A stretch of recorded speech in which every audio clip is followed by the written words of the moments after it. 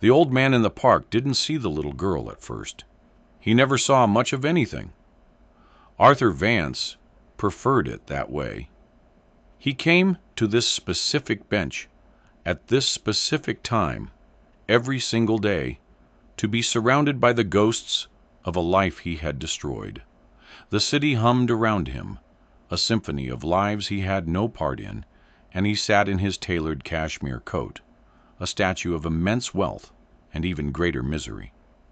Then a small shadow fell over his expensive Italian shoes. He looked down, his scowl deepening. It was a girl, no older than 6, with enormous, questioning brown eyes and a dress that was more patches than fabric. In her small, smudged hand, she held up a piece of crumpled paper. It was a drawing, done in cheap, waxy crayon. "This is for you," she said, her voice a tiny bell in the urban cacophony. Arthur grunted, ready to wave her away. He had no time for urchins. But then he saw it. The drawing was of him. A crude, childlike rendering of a man on a park bench. But the man in the picture was not scowling. He was smiling. And he wasn't alone. On either side of him, drawn in faint, ethereal yellow crayon, were 2 figures. A woman with flowing hair and a little girl with a bright red bow. The ghosts. His ghosts. His breath hitched in his chest. "Where did you get this?" he rasped, his voice a blade of rusted iron. "Who told you to draw this?" The little girl flinched, her smile faltering. I saw them," she whispered, her finger pointing to the empty space beside him on the bench. "They're always with you. They look sad." The world tilted, the sound of traffic fading to a distant roar. Arthur stared from the impossible drawing to the girl's earnest, innocent face. For 20 years, his grief had been a private, solitary hell, a secret he carried in the tomb of his heart. And this child, this stranger in rags, had just sketched the lock, the key, and the 2 prisoners trapped inside. He snatched the drawing from her hand, his knuckles white. "Get away from me," he snarled, the words clawing their way out of his throat. "Leave me alone." The little girl's face crumpled. A tear traced a clean path through the grime on her cheek. She turned and fled, a flash of faded pink disappearing into the crowd, leaving Arthur Vance alone on the bench, clutching a child's drawing of a life he had lost and a smile he could no longer remember. The crumpled paper felt like a burning coal in his gloved hand. He stared at it, his heart a frantic drum against his ribs. The smiling man in the center was a stranger. The 2 yellow figures flanking him were in agony. His wife, Eleanor. His daughter, Clara. Gone. 20 years, 2 months, and 11 days. Not that he was counting. He counted every second. He lived inside the wreckage of that day, the squeal of tires, the impossible final silence. He had been driving. He had survived. They had not. And now, this scrap of paper, a child's fantasy, a cruel coincidence. It had to be. He looked at the empty space beside him on the bench. "I saw them," she had said. Impossible. His grief was his own. It was a cancer, a private malignancy. It was not visible. It was not something a child with a crayon could just see. He shoved the drawing into his coat pocket, the motion sharp and angry. He stood, his joints protesting. The park, his sanctuary of sorrow, suddenly felt violated, exposed. He strode toward the street, his usual measured pace replaced by a clipped, furious stride. His driver, a man named Peterson, who had been with him for a decade and had long ago learned that silence was a condition of employment, opened the door of the Bentley without a word. "Take me to the office," Arthur barked, sinking into the plush leather. The city slid past the tinted windows. a world of oblivious, happy people. He hated them all. At Vance Tower, a gleaming spire of glass and steel that scraped the sky, he bypassed the deferential greetings of his staff, his face a mask of stone. His private office was a vast expanse of minimalism and money. A single mahogany desk stood before a floor-to-ceiling window, offering a god's-eye view of the metropolis he owned a significant piece of. He didn't want the view. He wanted the bottle of scotch he kept in the bottom drawer.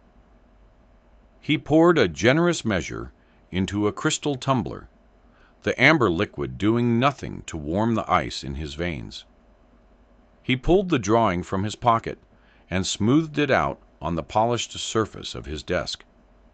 The yellow figures seemed to shimmer under the office lights. Clara, with her fiery red bow. Eleanor, her hair a cascade of impossible gold. He had no pictures of them in this office, no pictures of them anywhere. He had burned them all in a fit of self-loathing a decade ago, unable to bear the sight of what he had lost. Yet the child had gotten the hair right. The bow. How? He finished the scotch in one long, burning swallow. This was a problem, a loose thread in the tightly woven fabric of his misery. And Arthur Vance did not tolerate loose threads. He buzzed the intercom on his desk. "Davison, my office. Now." A moment later, a man in his late 60s, impeccably dressed and with an air of quiet competence, entered the room. John Davison had been Arthur's father's right-hand man, and now he was Arthur's. He was the keeper of secrets, the fixer, the one person who knew the whole story and had the decency to never speak of it. "Sir?" Davison said, his voice neutral. Arthur pushed the drawing across the desk. "A girl gave this to me, in the park, Central Green, my usual bench." Davison picked up the paper, his expression unreadable as he studied the crayon figures. Arthur watched him, searching for any flicker of recognition, any sign that this was some elaborate, cruel prank. "Find her," Arthur commanded.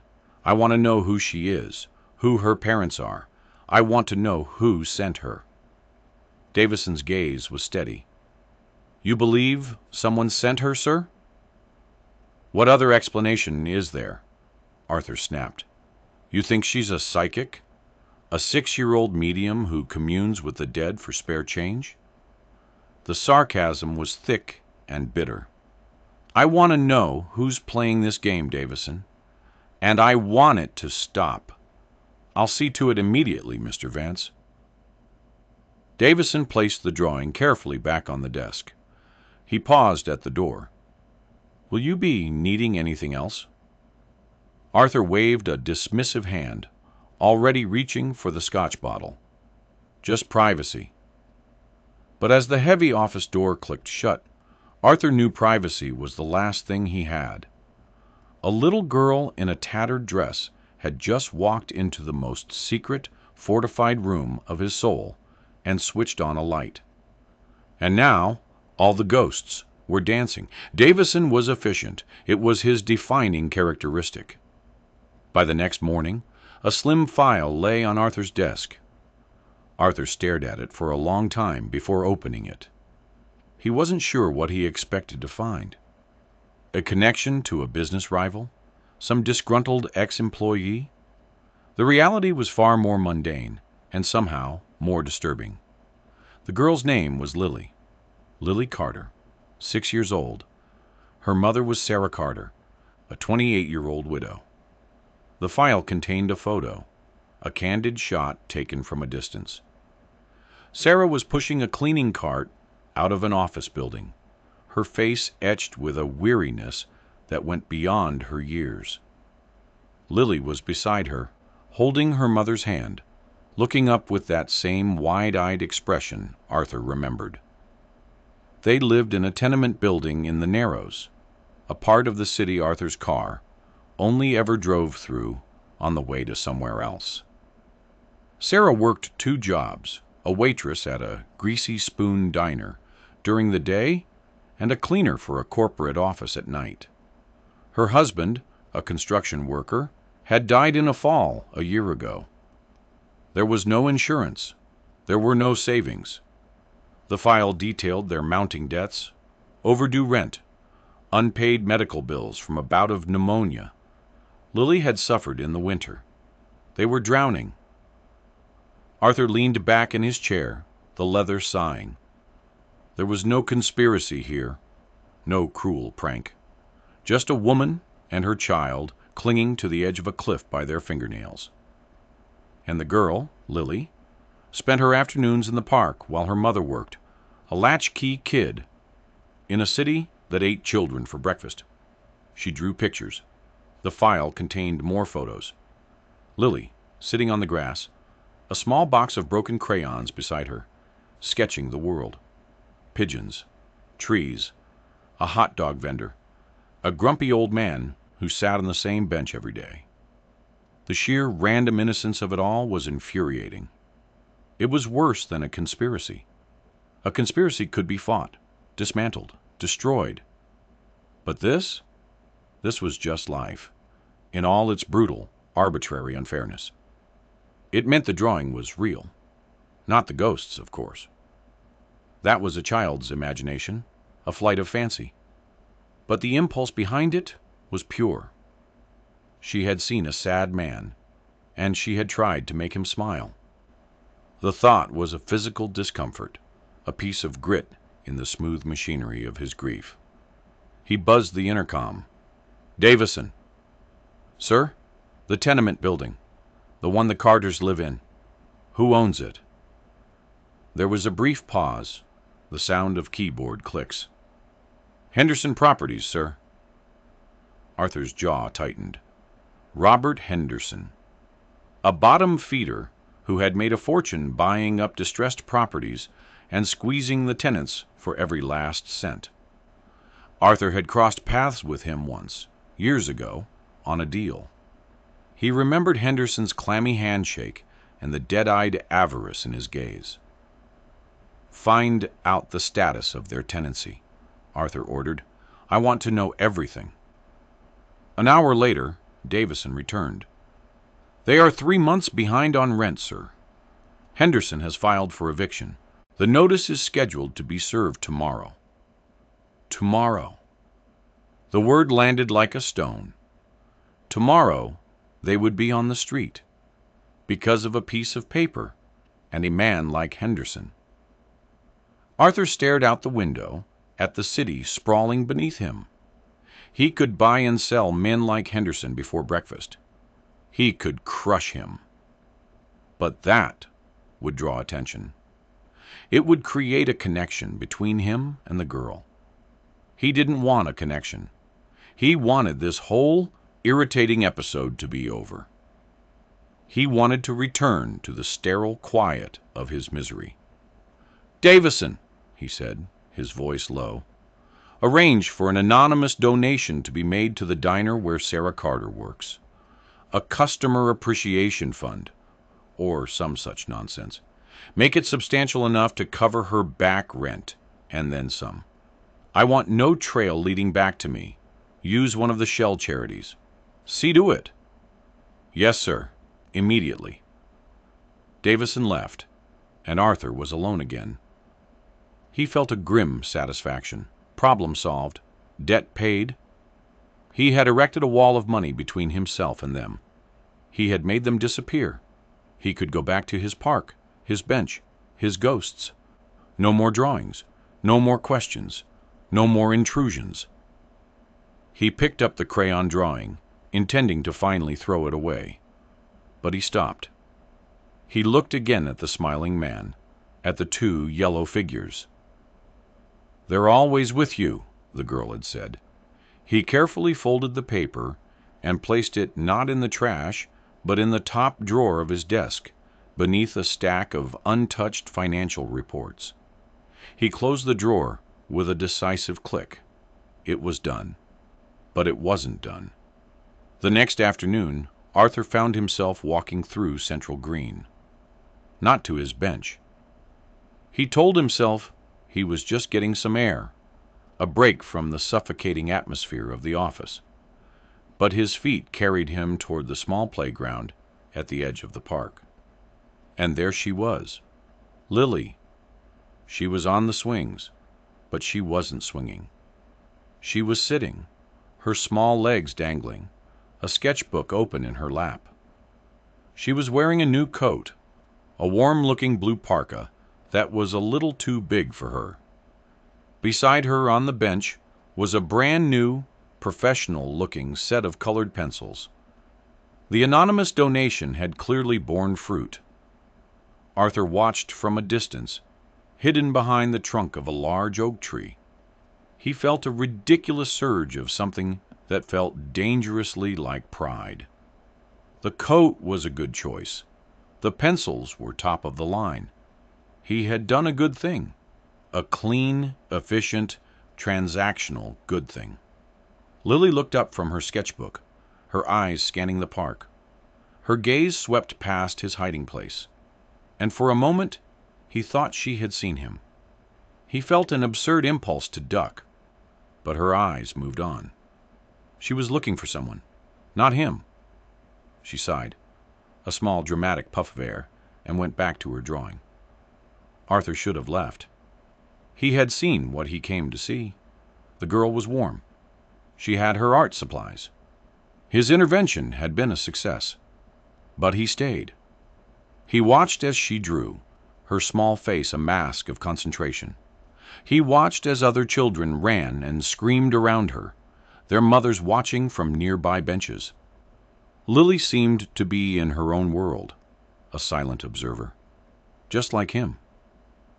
After a while, a woman approached. Sarah Carter.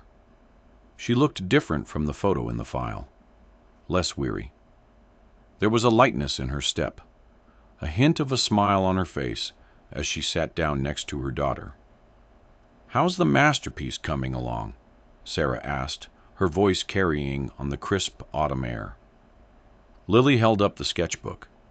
Even from his distance, Arthur could see what it was. A drawing of the park. But this one was different. It was vibrant, full of color. The trees were a riot of orange and red. The sky was a brilliant, cloudless blue. In the corner, a small figure sat on a bench. A man. He was alone, but he wasn't scowling. His face was turned up toward the sun, as if soaking in its warmth. "It's beautiful, honey," Sarah said. "Who's that man?" "He's the sad man," Lily said matter-of-factly. "He's not here today. I think he might be sick." Arthur's hand went to his throat. The sad man. That was what she called him. "Well, I'm glad you're making him look a little happier," Sarah said, ruffling Lily's hair. "Maybe your drawing will cheer him up when he comes back." She glanced at her watch. "Speaking of which, we need to go. I have to get to the diner." As they packed up Lily's art supplies, Sarah's voice dropped. "Lily, about the money, it was a miracle. You know that? An absolute blessing. Mrs. Henderson from the apartment building was so surprised when I paid her. She even said she'd fix the leaky faucet in the bathroom."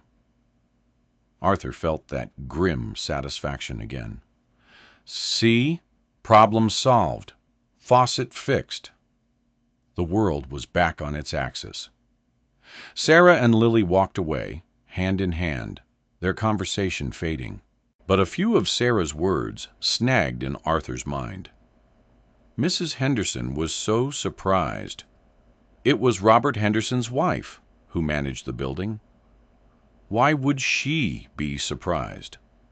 Henderson would have been notified the moment the bank transfer cleared. Unless the money never got to Henderson. Arthur pulled out his phone and made a call. "Davison, that Customer Appreciation Fund. I want a detailed trace on the payment. I want to know exactly whose account it ended up in. And I want to know now." He stood by the oak tree, the cheerful sounds of the playground fading into a dull roar in his ears.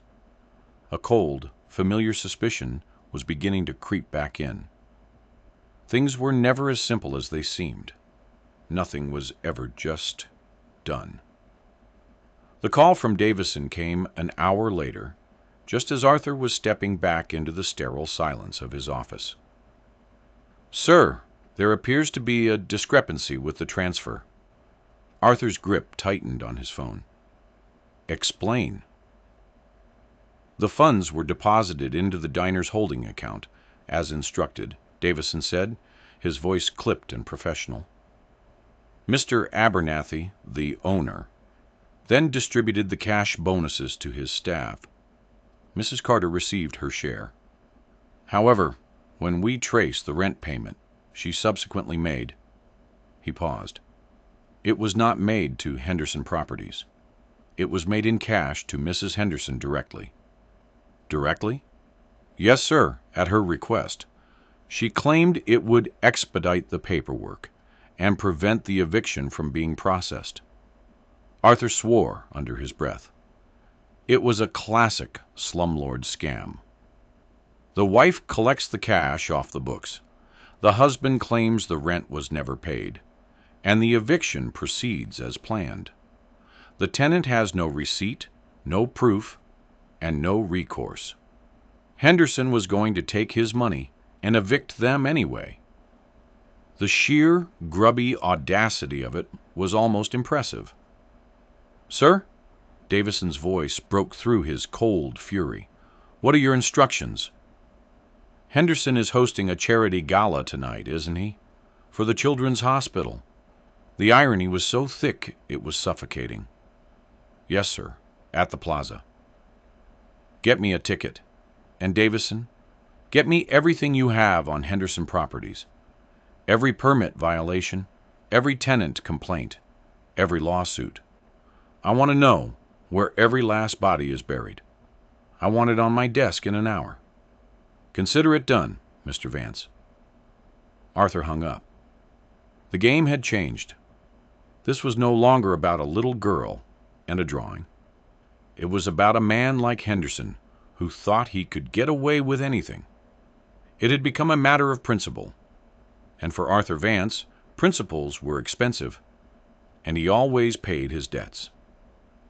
He looked down at his desk. The crayon drawing was still there, where he'd left it. He picked it up.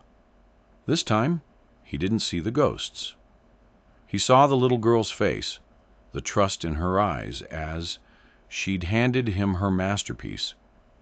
He had tried to fix her problem with a clean, anonymous transaction. But the world wasn't clean. It was filled with grimy little men, like Robert Henderson. And sometimes, the only way to deal with filth was to get your hands dirty. He slipped the drawing into the inner pocket of his suit jacket, a strange, colorful talisman against the evening to come. The Plaza Ballroom was a glittering galaxy of old money and new ambition. Crystal chandeliers dripped light onto a sea of tuxedos and designer gowns. The air was thick with the scent of expensive perfume and self-congratulation. Arthur Vance hated it. He moved through the crowd, a shark in a shimmering koi pond, his presence creating small, respectful eddies in the flow of conversation. He accepted a glass of champagne from a passing waiter and positioned himself near the main stage, a silent, brooding monolith. He didn't have to wait long. Robert Henderson took the podium, his face flushed with bonhomie, his gold teeth flashing under the lights. "Friends, colleagues, it is so wonderful to see so many generous hearts here tonight, all in support of the Children's Hospital." A polite wave of applause rippled through the room. Henderson launched into a self-serving speech about community and compassion, the words turning to ash in Arthur's mouth. While he pontificated about sick children, he was planning to throw a child onto the street. The hypocrisy was breathtaking. When the speech ended and the applause faded, Arthur made his move. He intercepted Henderson as he was making his way toward the bar. "Robert," Arthur said, his voice quiet but carrying an unmistakable edge. Henderson turned, his practiced smile widening when he saw who it was. "Arthur, what a surprise. I didn't know you still attended these things." "I make exceptions for causes I believe in," Arthur said smoothly. "And I believe in holding people accountable." Henderson's smile faltered. "I'm not sure I follow." "Let's take a walk," Arthur said. It wasn't a suggestion. He led Henderson through a side door and onto a deserted balcony overlooking the city lights. The cool night air was a relief after the stuffiness of the ballroom. "I have a tenant," Arthur began, his voice dangerously soft. "A single mother, a little girl. They live in a building you own in the Narrows." Henderson's eyes narrowed. "I own many buildings, Arthur. I can't be expected to know every tenant." "This one you'll want to remember," Arthur said. "She was 3 months behind on rent. An anonymous benefactor arranged for her to receive enough money to clear her debt. She paid your wife, in cash, yesterday afternoon." The last vestiges of Henderson's smile vanished. His face became a waxy mask of caution. "My wife handles some of the building management. It's a hobby for her. I'm not involved in the day-to-day." "That's a lie," Arthur said, the words flat and cold. "You're involved in every dollar. My people trace the payment, or rather, the lack of it. The money was never deposited into your corporate accounts. Your wife pocketed it, and the eviction notice you filed is still active. You were planning to steal the money and kick them out anyway." Henderson paled. "That's a serious accusation. You have no proof." Arthur allowed himself a small, cold smile. "That's where you're wrong, Robert. I have a file in my office that details every shady deal. Every tenant you've illegally evicted. Every safety violation you've paid an inspector to overlook for the past 10 years. It's quite a document. I'm sure the district attorney would find it fascinating reading. The City Housing Authority, too." He took a step closer, his voice dropping to a whisper. "But what I think they'll find most interesting is the charge of felony wire fraud in connection with the anonymous donation that you and your wife conspired to steal. A donation, as it happens, that came from one of my foundations." The blood drained from Henderson's face. He looked like a man who had just seen a ghost. "What do you want, Arthur?" he croaked. "First, the eviction against Sarah Carter and her daughter is dropped. Immediately. Second, their apartment is to be declared rent-free for the next 5 years. Third, you will personally oversee the complete renovation of that entire building. New plumbing, new wiring, new windows. Everything up to code at your expense. And finally," Arthur leaned in, his voice a venomous hiss, "you will sell me Henderson Properties. All of it. For $1. Henderson stared at him, speechless. "You're insane." "Am I?" Arthur said. "The alternative is that I hand my file over to the DA and the press first thing in the morning. Your picture will be on the front page of every newspaper in the city. Slumlord Millionaire steals from charity, evicts widow and child." How do you think your investors will react to that, Robert? How do you think your wife will enjoy the social fallout? Henderson was sweating now, despite the cold. He looked from Arthur's implacable face to the glittering party inside, a world that was about to be snatched away from him. "You can't do this." "I can," Arthur said, "and I will. unless you're at my office at 9 a.m. tomorrow with the signed papers. $1, Robert. That's the price for my silence." He turned to leave. "Oh, and Robert," he added, pausing in the doorway, "enjoy the rest of your party. It's for the children, after all." He walked back into the ballroom, leaving Henderson alone on the balcony with the ruins of his grimy little empire. Arthur didn't feel triumph. He didn't feel joy. He felt a cold, clean, and utterly hollow sense of order being restored. He had fixed the problem permanently. The next morning, at precisely 9 a.m., a visibly shaken Robert Henderson was ushered into Arthur's office. He placed a thick portfolio on the desk without a word. The transfer of ownership for Henderson Properties, signed and notarized. Arthur buzzed his intercom. "Davison, please come in and witness Mr. Henderson's signature on one final document." Davison entered, holding a single piece of paper. It was a legally binding non-disclosure agreement, drafted by Arthur's top lawyers, forbidding Henderson from ever speaking about the transaction or the events leading to it under penalty of financial ruin.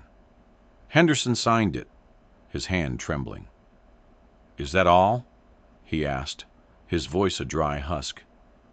"For now," Arthur said, taking the papers.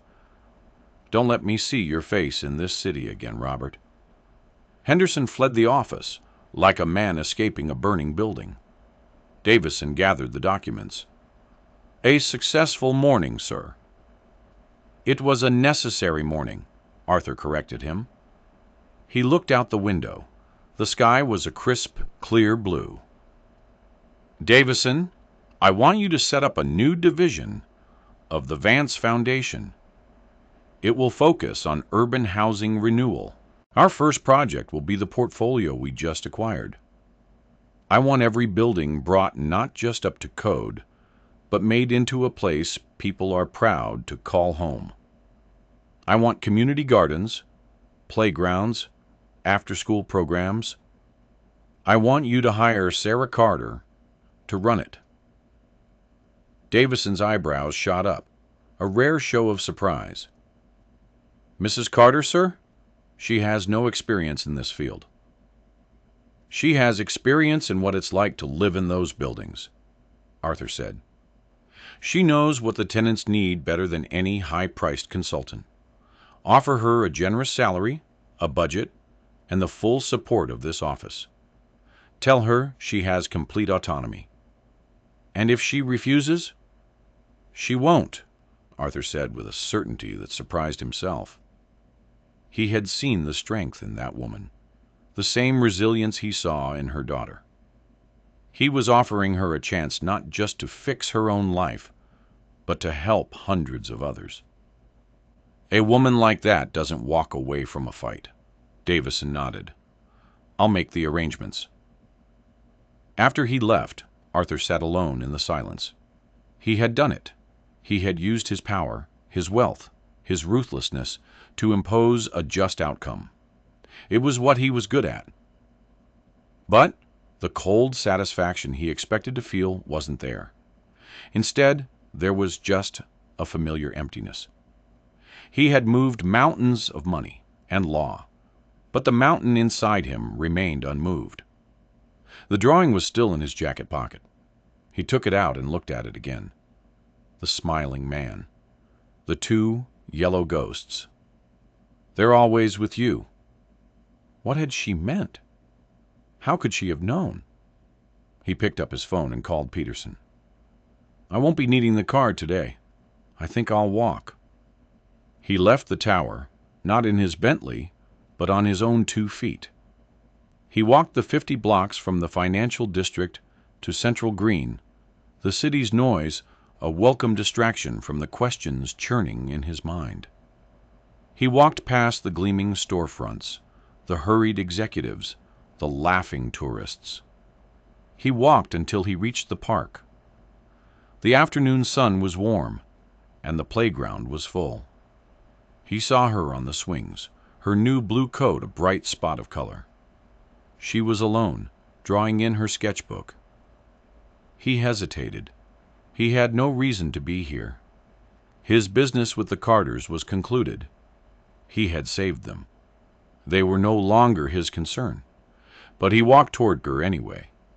"Hello, Lily," he said, his voice sounding strange and uncertain in the open air. She looked up, and her face broke into a radiant smile. "Sad man. You came back. I was worried you were sick." "I'm not sick," he said, sitting on the bench next to her swing. "Just, busy." "I made you another picture," she said, flipping through her sketchbook. She tore out a page and handed it to him. It was the same scene as before: the park, the trees, the bench. But this time the man on the bench wasn't just soaking up the sun. He was holding a book, and on his face was a small, contented smile. There were no ghosts in this one.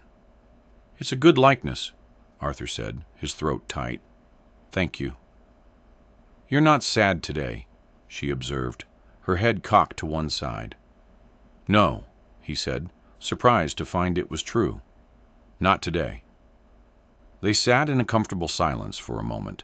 The shouts of other children, the distant sound of traffic, the rustle of leaves in the wind. "Lily," he said finally, "the first drawing you gave me, the one with the yellow people." She nodded. "Uh-huh. The ones who were always with you." "How did you see them?" he asked, the question he had been afraid to voice.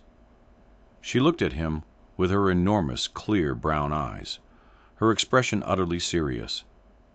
"I don't see them with my eyes," she explained, as if it were the most obvious thing in the world. "I see them with my heart. They're made of love.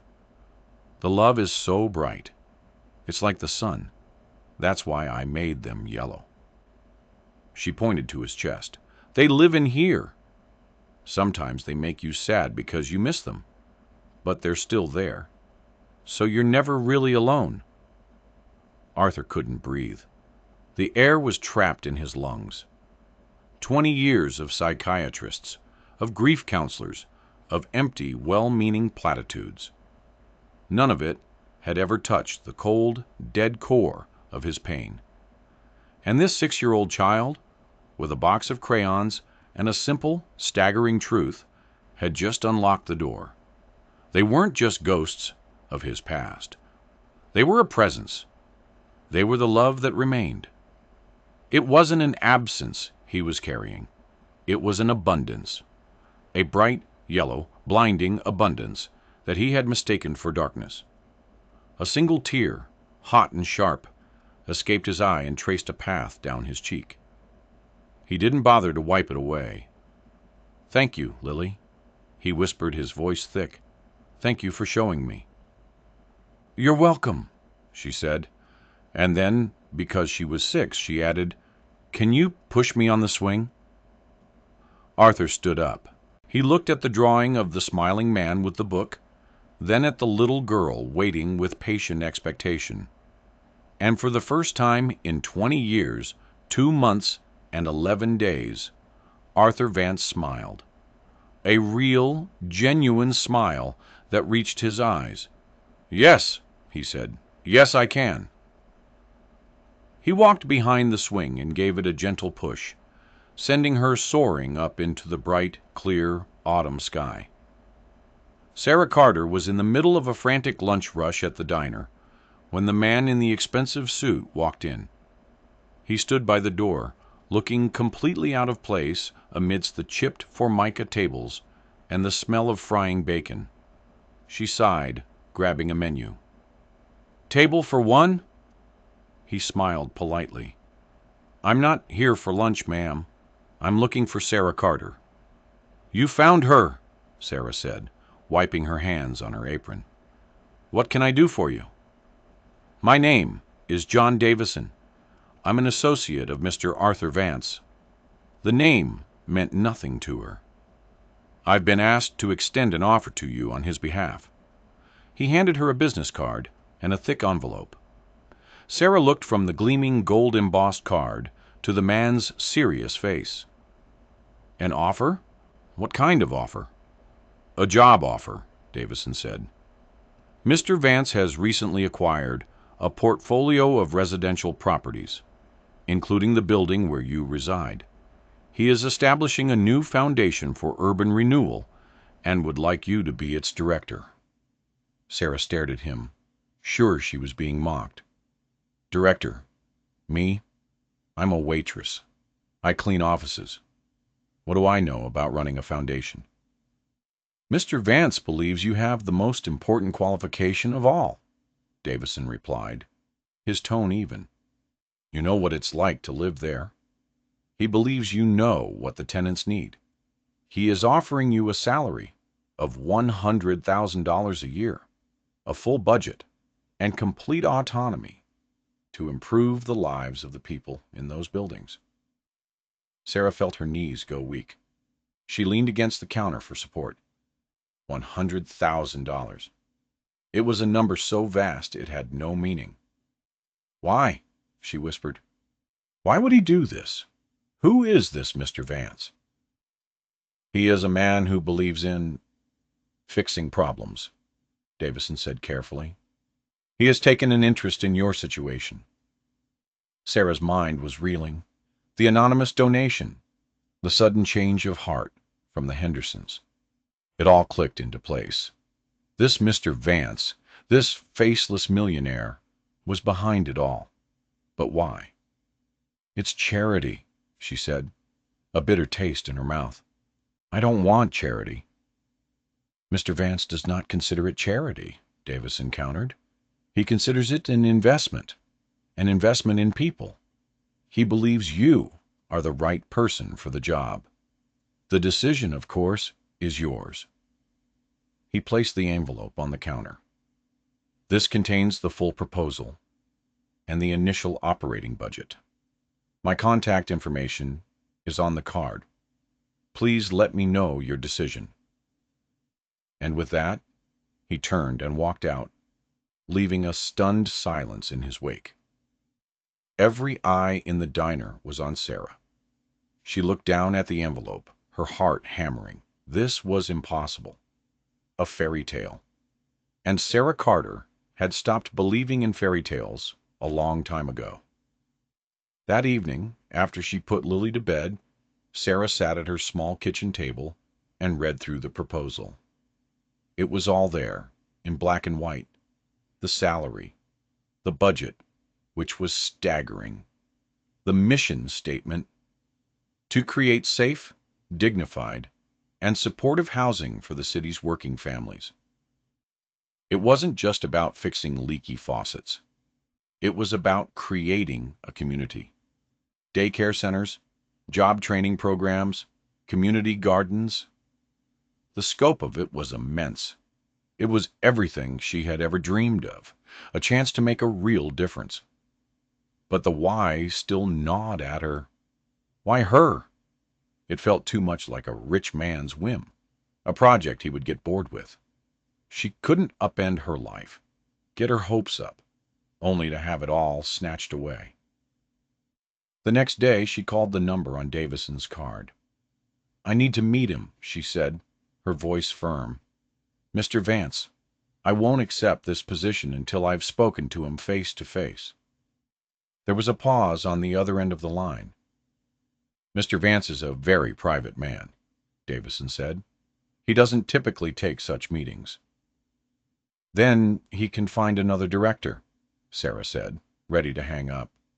Wait, Davison said. I will see what I can do. The meeting was set for the following afternoon, not at his gleaming office tower, but on neutral ground, the park. Sarah arrived early, her stomach in knots. She saw him sitting on a bench near the playground, and her breath caught. It was the sad man, the man from Lily's drawings. He was older than she'd expected, his face etched with lines of grief she now understood. He looked up as she approached, his eyes guarded. Mrs. Carter, he said, his voice a low rumble. Thank you for coming. I had to, she said, sitting on the opposite end of the bench. I need to understand. What do you need to understand? Why you're doing this, she said, her gaze direct. Why me? Arthur was silent for a long moment, watching the children on the swings. He looked at Lily, who was playing nearby, blissfully unaware of the momentous conversation taking place. Your daughter gave me a gift, he said finally, his voice quiet. She showed me something I had forgotten how to see. I am a man who has a great deal, Mrs. Carter, and for a very long time I have used it for nothing. She reminded me that it could be used for something. He turned to look at her, and the raw pain in his eyes made her flinch. I am doing this because I can. I am choosing you because you are strong, and you are decent, and you will not let me fail. This isn't a whim. It is a promise. I am giving you the tools, but it will be you who builds it. He reached into his pocket and pulled out a worn crayon drawing. He handed it to her. It was the first one.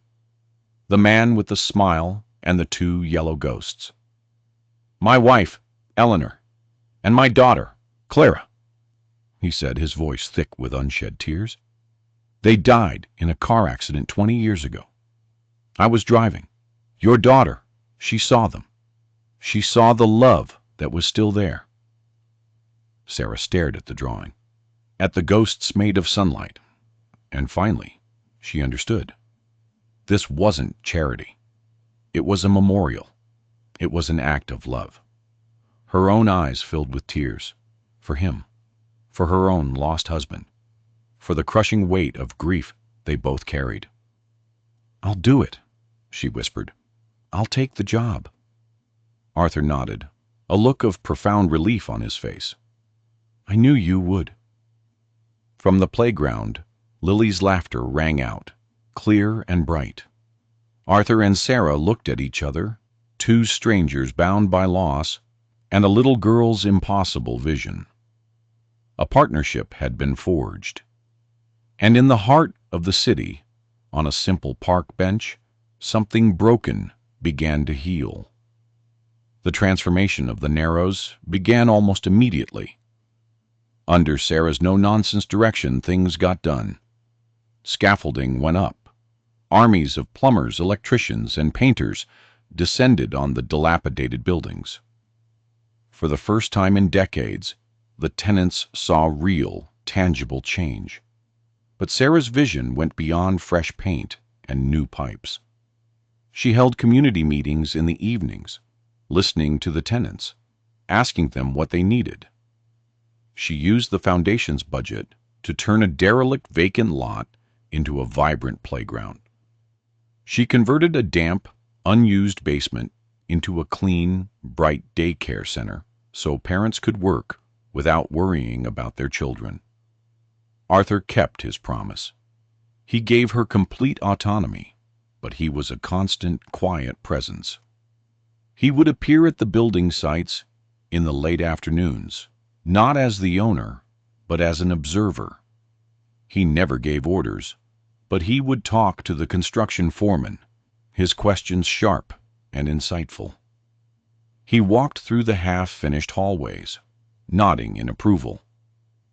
He and Sarah developed an easy rhythm.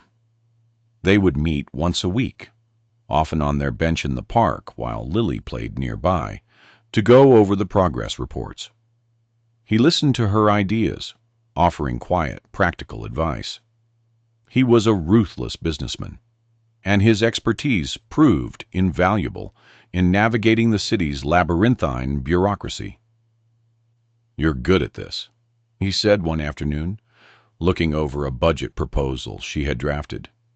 You have a natural talent for cutting through the nonsense. I learned from the best, she said with a small smile. I spent years watching men like Henderson cut corners.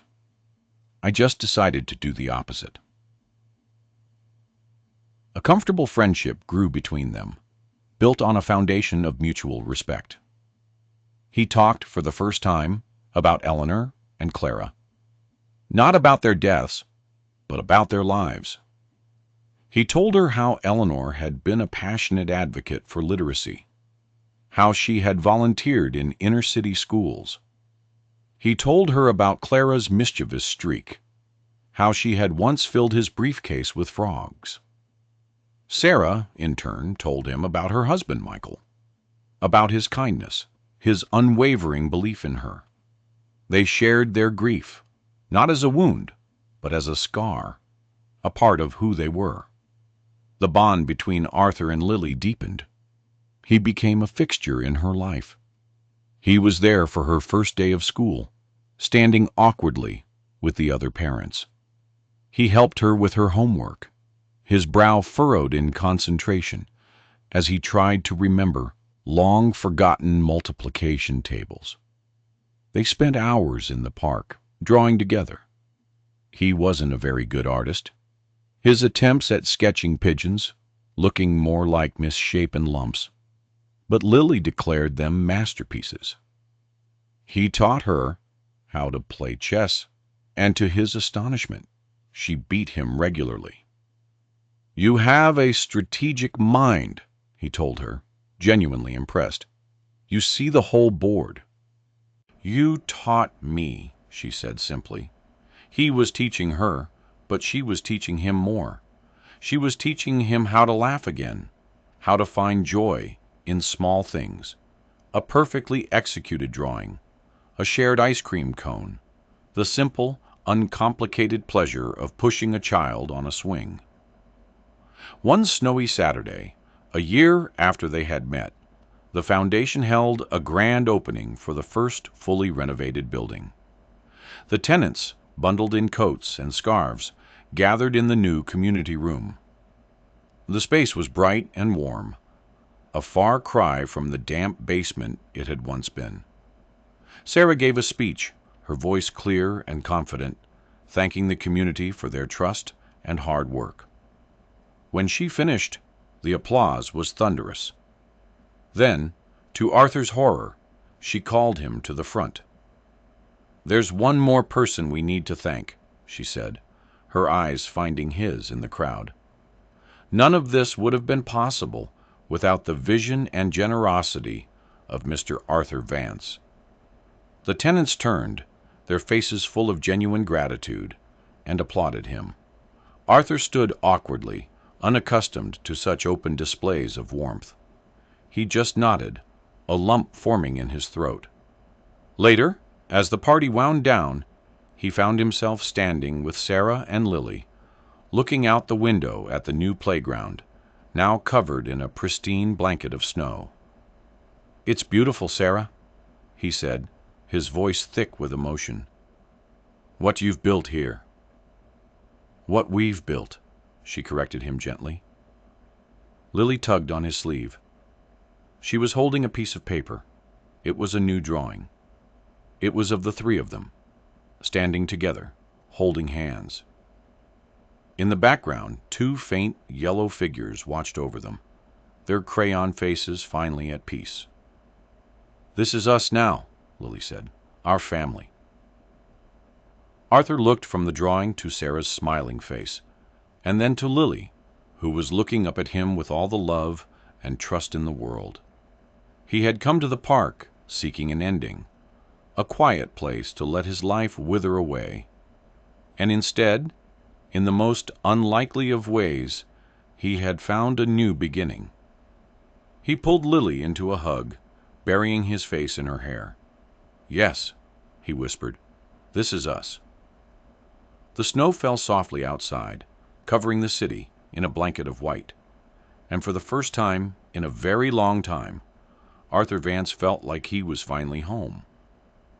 The story of the grumpy millionaire and the little girl with the crayons became a quiet legend in that part of the city. It was a testament to the idea that the deepest chasms of wealth and poverty, of grief and joy, could be bridged by a simple act of human connection.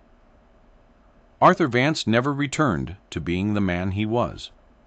The foundation he started with Sarah grew, transforming neighborhoods, all across the city, becoming a model for compassionate urban renewal.